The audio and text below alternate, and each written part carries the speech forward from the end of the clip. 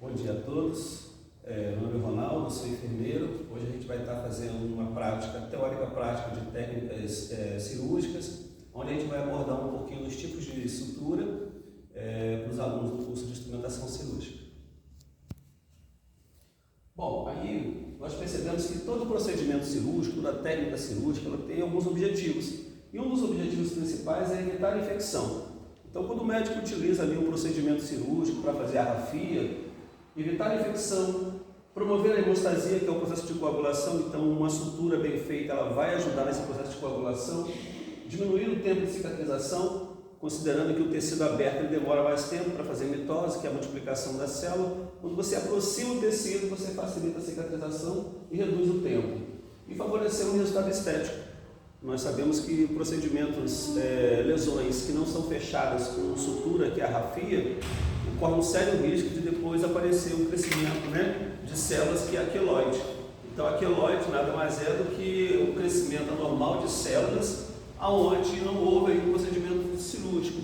Então um dos objetivos também da sutura é aproximar as bordas da lesão para que as lesões então possam ficar mais unidas e assim facilitar a cicatrização, voltando novamente ao termo da mitose, que é a multiplicação da célula.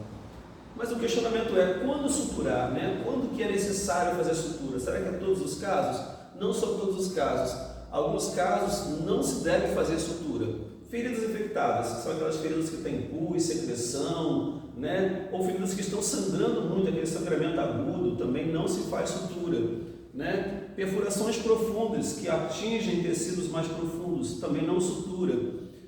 Feridas que tem aí, ou que são superficiais, aquelas pequenas lesões, arranhões, também não sutura. Então, o processo de suturar depende do tipo de lesão. Quem vai avaliar isso é o médico, mas o instrumentador cirúrgico, ele tem uma grande participação, uma vez que acredita-se que esse profissional tem ali uma condição técnica de fazer uma diferença nos tipos de lesões. E quais são os tipos de sutura? Temos vários tipos de sutura. Vamos pegar aqui hoje os mais simples, os mais cotidianos. Temos a sutura simples, onde são pontos, como o próprio nome diz, simples, intercalados, pontos intradérmicos, que são os pontos subcutâneos que vão por dentro do tecido, onde você só vê uma extremidade e a outra, você não vê ele com os fios durante o procedimento.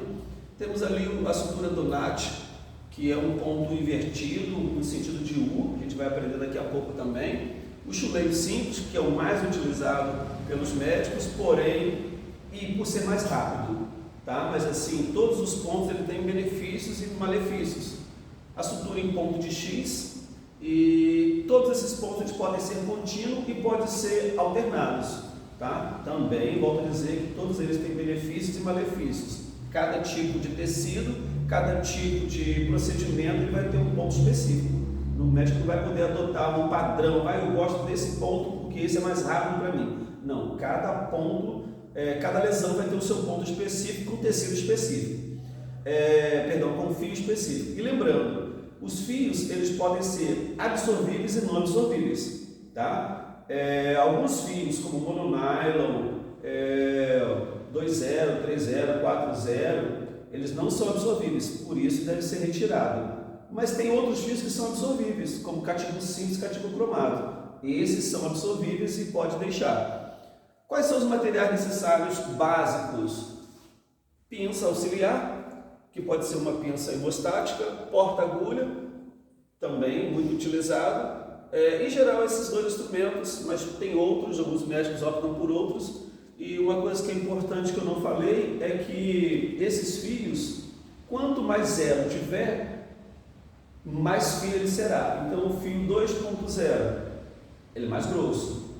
O 3.0 ele é mais fino do que o outro. Ele é 4.0, ele é mais fino do que o anterior. Então 6.0, 8.0, quanto mais zero, mais fino. Então para nós hoje aqui o indicado será 2.0 e o 3.0. Por quê? Porque é um tecido mais cartilaginoso, é um tecido mais gorduroso para a nossa prática.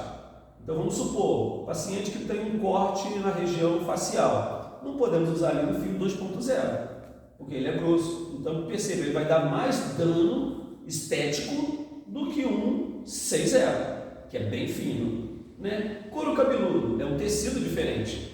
Nesse eu não posso falar em fio 5,0, 6,0, porque ele é muito fino. Ele não vai nem aguentar a força de tração do couro cabeludo. Então, nesse caso, 2,0. Perceba, região palmar é um tecido diferente. Eu não posso falar aqui em fio 5,0 também, porque é muito fino, não vai aguentar a força de tração, vai arrebentar. Já que nós estamos falando em arrebentar os pontos, é importante também lembrar que toda vez que os pontos arrebentam, dificilmente vai fazer uma ressutura. Sendo assim, essas feridas vão fechar com segunda intenção. Então, a primeira intenção é a sutura, é a rafia, e a segunda intenção é o fechamento de dentro para fora, que geralmente não é o mais indicado, mas é o que acontece. Ok? Alguma dúvida? Perguntas aí? Tranquilo? Então, não podemos esquecer desse procedimento, dessas orientações. Claro que teria outras partes teóricas, né? Mas a gente vai dar mais agilidade aqui. Então, agora a gente vai para a parte prática, a gente poder agilizar, que é mais importante, e a gente vai tentar abordar aqui um pouquinho mais sobre esses tipos de sutura. Se nós não conseguimos contemplar todos os tipos, pelo menos alguns deles, como sutura simples, a intradérmica, que é importante, e a Donati também, que é muito utilizada, e também o chuleiro simples. Ok? Então aí agora a gente vai fazer a paramentação. Eu vou apresentar para vocês rapidamente também alguns instrumentais que são utilizados. Aqui nós temos as pinças hemostáticas, uma sem dente e a outra com dente, tá? Depois vocês vão perceber aqui a diferença. A com dente é um dentinho de rato mesmo na ponta, e essa aqui também é uma pinça hemostática sem dente. Perceba que os tamanhos são desproporcionais, tá? Uma para alcançar tecido mais longo e outra mais superficial. São chamadas também de pinças auxiliares. E aqui eu tenho um porta-agulha, certo? Já está agulhado, né? Já está aqui, e aí sempre lembrando, né, que a gente vai utilizar ele sempre nesse sentido. É como se você estivesse aí fazendo uma sutura própria mesmo, ok? Aqui nós temos outros instrumentais. Nós temos aqui uma tesoura, que é a tesoura de Metzenbauer, também muito utilizada nas cirurgias em geral. Aqui nós temos uma pinça Kelly, que é uma pinça auxiliar, também com seus frisos. E nós temos aqui o cabo de bisturi número 3, número 4, que é onde a gente vai estar utilizando para colocar as lâminas, né? Aqui já é a lâmina, lembrando que a lâmina também ela tem vários formatos.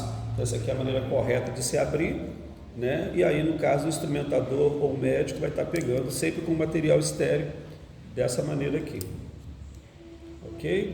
Então, lembrando que para colocar no cabo de bisturi eu não posso colocar diretamente assim, eu tenho que prender ela, sempre prender com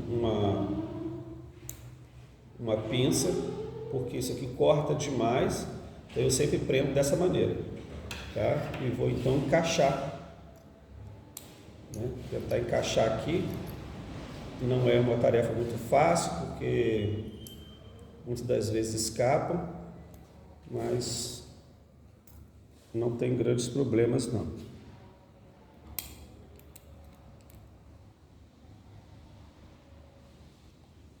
Se a gente consegue fazer aqui um encaixe.